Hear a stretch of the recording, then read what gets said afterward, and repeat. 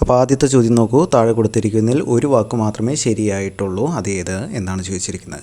First ഇത് നോക്കൂ. നിഘണ്ടു. ഉണ്ടു ആണോ? ഉണ്ടാ ഈ ഉണ്ടു ആണല്ലേ. അപ്പോൾ അത് തെറ്റാണ്. ലേഖകൻ ശരിയാണല്ലേ. ലേഖകൻ ഓക്കെയാണ്. ശബ്ദം ദ മാറിയിട്ടുണ്ട്, ശബ്ദമാണ്. കൃത്യനിഷ്ഠ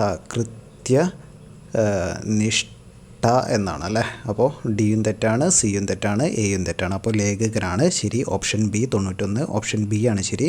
92. പൂജക ബഹുവചനത്തിന് ഉദാഹരണം ഏത്? പൂജക ബഹുവചനത്തിന് ഉദാഹരണം ഏത്? പൂജക ബഹുവചനം ഏതാണ്? കുട്ടികൾ അല്ല, സ്ത്രീകളല്ല, ഗുരുക്കളാണ് അല്ലേ. ഓപ്ഷൻ സി ആണ്. 92 സി ആണ്. 93ാമത്തെ ചോദ്യം. പുത്രൻ എന്ന പദത്തിൻ്റെ പര്യായ പദമല്ലാത്തത് ഏതാണ്? ജനകൻ എന്ന് പറഞ്ഞാൽ അച്ഛൻ എന്നാണ് അല്ലേ അർത്ഥം. അച്ഛൻ എന്നാണ് ജനകൻ എന്ന് പറഞ്ഞാൽ. അപ്പോൾ ഓപ്ഷൻ പര്യായ പദം അല്ലാത്തതല്ലേ ചോദിച്ചിരിക്കുന്നത്. അപ്പോൾ ഓപ്ഷൻ എ ആണ്. തനയൻ, ആത്മജൻ, തനുജൻ എല്ലാം പുത്രൻ്റെ പര്യായമാണ് എന്നോർക്കുക. അടുത്ത് നോക്കൂ. 94ാമത്തെ ചോദ്യം. തീക്കനൽ എന്നത് ചേർത്ത് എഴുതുക.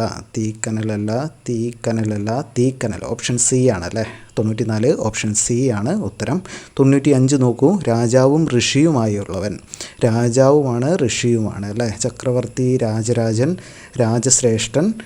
ഓപ്ഷൻ ഡി ആണ്. രാജർഷിയാണ്. രാജാവുമാണ്, ഋഷിയുമാണ്. അതായത് ഭക്തിയിലൂടെയും മറ്റും ഋഷിയുടെ പദവിയിലേക്ക് വരുന്ന രാജാക്കന്മാരെയാണ് രാജർഷി എന്ന് പറയുന്നത്. അതുപോലെ 96ാമത്തെ ചോദ്യം നോക്കൂ. സുധൻ എന്ന പദത്തിൻ്റെ സ്ത്രീലിംഗം എഴുതുക. സ്ത്രീലിംഗം സുധൻ സുധ ആണല്ലേ. സുധ എന്നതാണ് സ്ത്രീലിംഗം എന്ന് ഓർത്ത് വയ്ക്കുക. അടുത്ത ചോദ്യം നോക്കൂ. അടുത്ത ചോദ്യം 97ാമത്തെ ചോദ്യം. 800 എന്ന പദം പിരിച്ചെഴുതുക. 800 എന്ന പദം പിരിച്ചെഴുതിയാൽ എന്താണ്? n+100 ആണ് അല്ലേ. n+100. ഓപ്ഷൻ ബി ആണ്. n+100 ആണ് ഉത്തരം. 98ാമത്തെ ചോദ്യം നോക്കൂ. കൂപമണ്ഡൂകം എന്ന ശൈലിയുടെ അർത്ഥം. ശൈലിയിൽ നിന്നുള്ള ചോദ്യമാണ്. കൂപമണ്ഡൂകം. കൂപം എന്ന് വെച്ചാൽ കിണറാണല്ലേ. മണ്ഡൂകം എന്ന് പറഞ്ഞാൽ തവള. അതായത് പൊട്ടക്കിണറ്റിലെ തവള എന്ന് പറയില്ലേ, അത് തന്നെ. ലോകവിവരം ഇല്ലാത്തവൻ. ഓപ്ഷൻ സി ആണ് ഉത്തരം. 98 ഓപ്ഷൻ സി.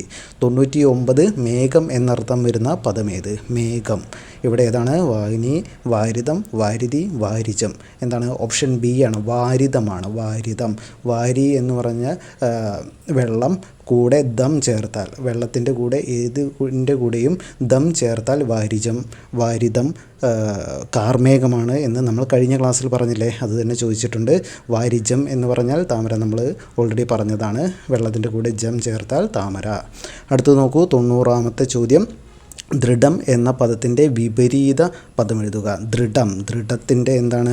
ശിഥിലമാണല്ലേ. ഓപ്ഷൻ ഡി ആണ്. 100ൻ്റെ ഓപ്ഷൻ ഡി ശിഥിലം എന്നോർക്കുക. ദൃഢം, ശിഥിലം. ഓക്കെ അല്ലേ. ഒന്നുകൂടി നോക്കിക്കേ. 91 ഏതാണ്? ഓപ്ഷൻ ബി ലേഖകൻ. 92ാമത്തെ ഓപ്ഷൻ സി ഗുരുക്കൾ. 93 ഓപ്ഷൻ എ ജനകൻ. 94 ഓപ്ഷൻ സി തീക്കനൽ. 95 ഓപ്ഷൻ ഡി രാജർഷി. 96 ഓപ്ഷൻ ബി സുധ. അടുത്ത് നോക്കൂ. 97 option B n+100. 98 option C ലോകവിവരമില്ലാത്തവൻ. 99 ഓപ്ഷൻ ബി വാരിതം.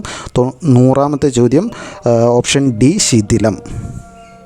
അപ്പോൾ എല്ലാവർക്കും എങ്ങനെയുണ്ടായിരുന്നു എക്സാം എന്നൊന്ന് കമൻറ്റ് ചെയ്യുക. കൂടാതെ LDC എക്സാമിന് വേണ്ടിയിട്ടുള്ള നമ്മുടെ ക്ലാസ്സുകൾ നമ്മുടെ ചാനലിൽ ആരംഭിച്ചിട്ടുണ്ട്. ആർക്കെങ്കിലും താല്പര്യമുണ്ടെങ്കിൽ ജോയിൻ ചെയ്യാം. സൗജന്യമായിട്ട് തന്നെ നമ്മുടെ കറണ്ട് അഫെയർ മലയാളം ക്ലാസ്സുകളാണ് നമ്മൾ ഓൾറെഡി സ്റ്റാർട്ട് ചെയ്തിരിക്കുന്നത്. ബാക്കിയുള്ള ക്ലാസ്സുകളെല്ലാം പുറകെ വരും. അപ്പോൾ താല്പര്യമുള്ളവരെല്ലാം ജോയിൻ ചെയ്യുക. അതിനായിട്ട് ചാനൽ സബ്സ്ക്രൈബ് ചെയ്യുക, കമൻറ്റ് ചെയ്യുക. നിങ്ങളുടെ സുഹൃത്തുക്കൾ കൂടി ഈ വീഡിയോ ഒന്ന് ഷെയർ ചെയ്ത് കൊടുക്കുക. താങ്ക്